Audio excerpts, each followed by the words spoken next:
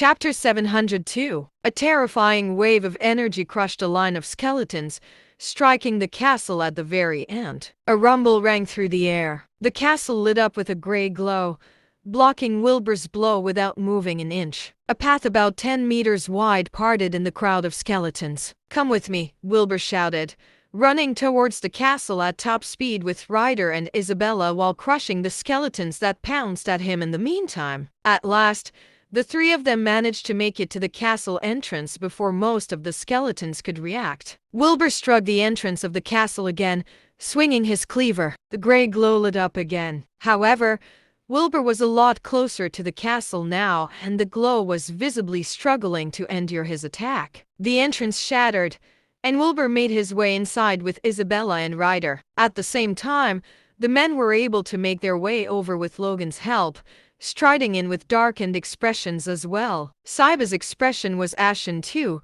He struck the gigantic spiritual flame hammer in front of him on the ground, clearing the skeletons before him as he charged into the castle with his two men. All three parties seemed to enter the castle at the same time. The melodious tune disappeared the second they stepped inside. The skeletons outside gathered around the castle but made no move to enter. At last, the crowd let out a sigh of relief. Wilbur, however, was looking inside the castle in shock. Dozens of corpses littered the ground, all of them dried up to the point where they were practically mummified. They were all skin and bones, seeming to be completely devoid of life or spirit. From the looks of the clothes they were wearing, they seemed to be archaeologists or the security team following along. At the end of the main hall was a jet-black throne with a corpse sitting on it. The corpse sported a crown on its head and a scepter in its grasp.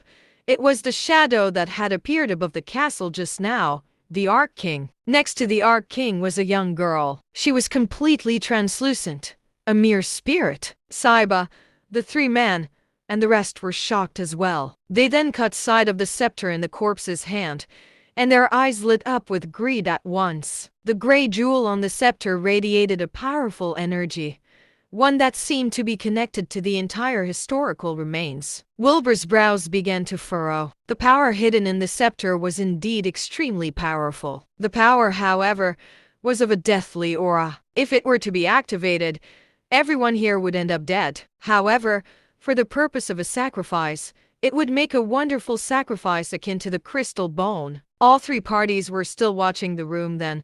No one had any intent to strike first. They looked at each other and their surroundings. That scepter was going to be a piece of work to get. The sand soldiers and skeletons outside had all been made out of the power in that scepter. Despite it being in a corpse's grasp, the spirit next to him seemed like it was quite powerful too. On top of that, each party also had two opponents to be wary of. The situation grew tenser by the second.